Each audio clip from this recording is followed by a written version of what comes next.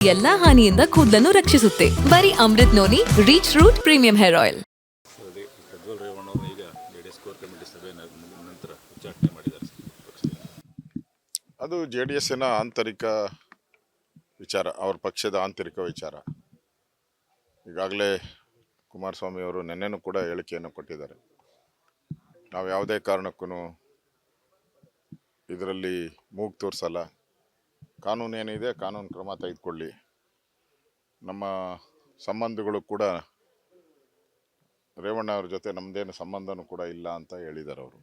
ಅದರ ಖಡಕ್ಕಾಗಿ ಅವರು ಕುಮಾರಸ್ವಾಮಿ ಅವರು ಮಾತಾಡಿದ್ದಾರೆ.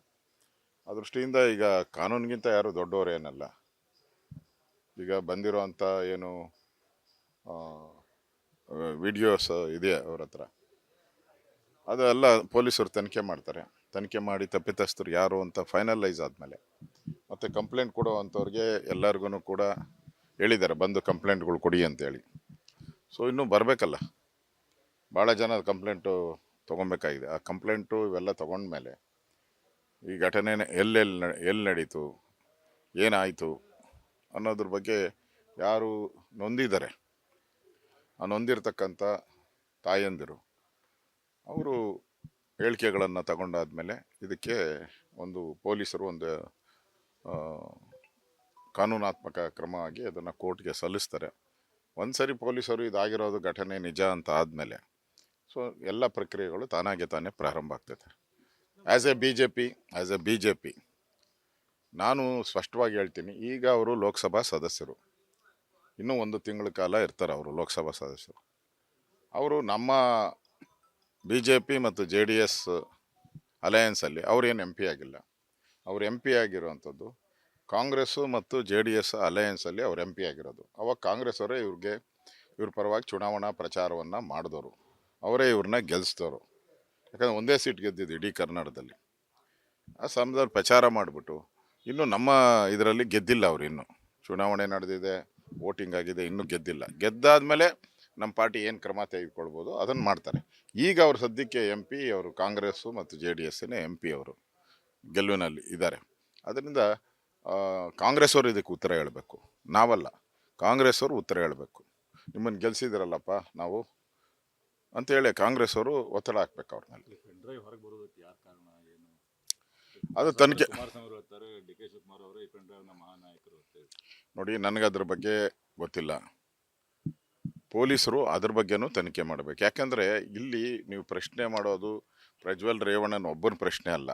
ಇಲ್ಲಿ ಯಾರು ನೊಂದಿದ್ದಾರೆ ಹೆಣ್ಮಕ್ಳು, ಅವ್ರ ಮರ್ಯಾದೆ ಪ್ರಶ್ನೆ. ಅದು ಅಷ್ಟ ಈ ಥರದ ಒಂದು ಪೆನ್ ಡ್ರೈವ್ ಎಲ್ಲ ಮಾಡಿ ಸಾವಿರಾರು ಜನಕ್ಕೆ ಹಂಚಿ ಹಳ್ಳಿಗಳಲ್ಲಿ ತೊಗೊಂಡೋಗಿ ಹಂಚಿದಾರು.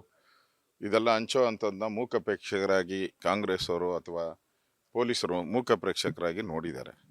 ಹಂಚಿದಾಗೆ ಹಿಡ್ದಾಕಿದರೆ ಯಾರು ಅನ್ನೋದು ಗೊತ್ತಾಗ್ತಾಯಿತ್ತು, ಮತ್ತು ಯಾಕೆ ಮಾಡಿದ್ದಾರೆ ಅನ್ನೋದು ಗೊತ್ತಾಗ್ತಾಯಿತ್ತು.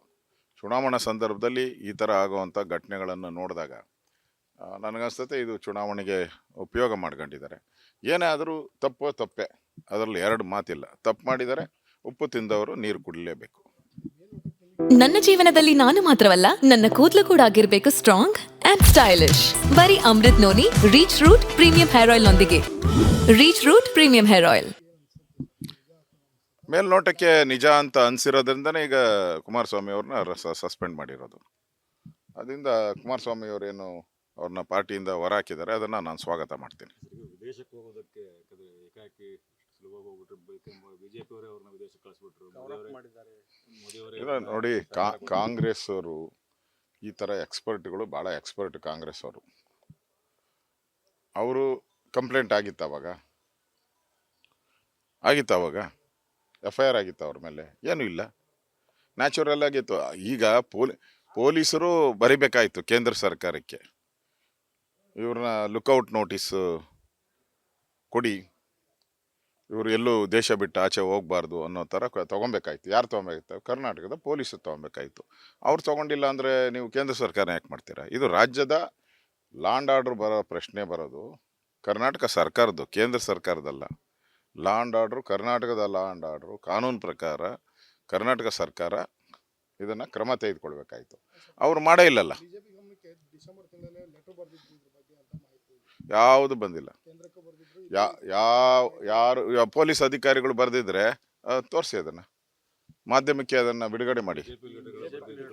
BJP ಅದಾರ ರೀ, ನಾನು ಹೇಳ್ತಾ ಇರೋದು ಇವ್ರನ್ನ ದೇಶದಿಂದ ಹೊರಗೋಗಬಾರ್ದು ಅಂತ ಪೊಲೀಸರು ಏನನ್ನ ಬರೆದಿದ್ರೆ ಅದನ್ನು ತೋರಿಸಿ.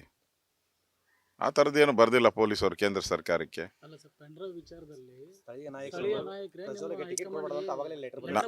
ನನಗೆ ಆ ಥರದ್ದು ಯಾವುದು ಗಮನ ಇಲ್ಲ. ನಮ್ಮ ಇದಕ್ಕೆ ಯಾವುದು ಆ ಥರದ್ದು ಗಮನಕ್ಕೆ ಬಂದಿಲ್ಲ. ಯಾರಿಗೆ ಬರೆದಿದ್ದಾರೋ ಗೊತ್ತಿಲ್ಲ ನಮಗೆ. ಆ ದೃಷ್ಟಿಯಿಂದ ಇದ್ರ ಬಗ್ಗೆ ನನ್ನ ರಿಯಾಕ್ಷನ್ ಇಲ್ಲ. ನರೇಂದ್ರ ಮೋದಿ ರಾಜ್ಯದಲ್ಲಿದ್ದು ಶ್ರೀನಿವಾಸ್ ಪ್ರಸಾದ್ ಅವರ ಅಂತಿಮ ದರ್ಶನ ಪಡೆದಿಲ್ಲ. ಯಾವುದು ಮೈಸೂರಲ್ಲಿ ನೋಡಪ್ಪ, ನಮ್ಮ ಪಾರ್ಟಿಯಿಂದ ನಮ್ಮ ರಾಜ್ಯದ ಅಧ್ಯಕ್ಷರು ಹೋಗಿದ್ದಾರೆ. ಅವರೇನು ಸೋನಿಯಾ ಗಾಂಧಿ ಅವರು ಬಂದಿದ್ದಾರೆ. ಎಲ್ಲ ಅದಕ್ಕೆ ಹೋಲಿಕೆ ಮಾಡೋದು ಆಗಲ್ಲ ಯಾವುದನ್ನು.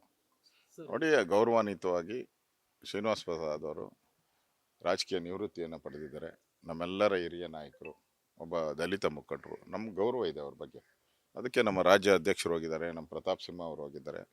ಪಾರ್ಟಿ ವತಿಯಿಂದ ಏನು ಯಾರು ಹೋಗಬೇಕು ಅದನ್ನು ಕಳಿಸಿದ್ದಾರೆ ಪಾರ್ಟಿಯಿಂದ. ಸೊ ಎಲ್ಲ ಯಾವುದೇ ಕಾರಣಕ್ಕೂ ಇದಕ್ಕೂ ಎರಡನೇ ಹಂತಕ್ಕೂ ಏನು ಸಂಬಂಧನೇ ಇಲ್ಲ, ಯಾವುದಕ್ಕೂ ಆಗಲ್ಲ. ಇದು ಅವ್ರ ವೈಯಕ್ತಿಕ, ಅವ್ರ ಕುಟುಂಬದ ಸಮಸ್ಯೆ, ಅವ್ರ ಕುಟುಂಬದವರೇ ಬಗೆಹರಿಸ್ಕೊಬೇಕು. ಇದಕ್ಕೂ ಚುನಾವಣೆಗೂ ಏನು ಪ್ರಭಾವ ಬೀರಲ್ಲ ಅಂತ ನಾನು ಸ್ಪಷ್ಟ. ಇಲ್ಲ, ಅಧಿಕಾರ ಯಾವಾಗಿದ್ದಾಗ ಅಂತ ಬರಬೇಕಲ್ಲ, ಯಾವ ಡೇಟು ಏನು ಅನ್ನೋದು ಏನೂ ಇಲ್ಲಲ್ಲ.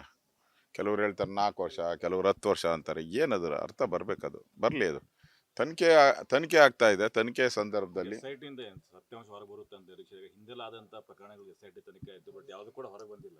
ಈ ಕಾಂಗ್ರೆಸ್ ಅವರು ಇಲ್ಲ ಕಾಂಗ್ರೆಸ್ ಅವರು ಹಿಂದೆ ಬಿದ್ದಿದ್ದಾರಲ್ಲ, ಕಾಂಗ್ರೆಸ್ ಅವರು SIT ಇಂದ ಹಿಂದೆ ಬಿದ್ದಿದ್ದಾರೆ. ಅದಕ್ಕೆ ತನಿಖೆ ಆಗುತ್ತೆ ಅಂತ ವಿಶ್ವಾಸ ಇದೆ. Thank you. ಅನುಕ್ಷಣದ ಸುದ್ದಿಗಳಿಗಾಗಿ Vistara news YouTube channel subscribe ಮಾಡಿ. ಹೊಸ ಸುದ್ದಿಗಳ ನೋಟಿಫಿಕೇಶನ್ಗಾಗಿ ಬೆಲ್ ಐಕಾನ್ ಕ್ಲಿಕ್ ಮಾಡಿ. ಲೇಟೆಸ್ಟ್ ಅಪ್ಡೇಟ್ಸ್ಗಾಗಿ www.vistaranews.com ವೆಬ್ಸೈಟ್ಗೆ ವಿಸಿಟ್ ಮಾಡಿ. ಅಂಗೈಯಲ್ಲೇ ಜಗತ್ತಿನ ಸುದ್ದಿ ತಿಳಿಯಲು Vistara news Kannada app download ಮಾಡಿ.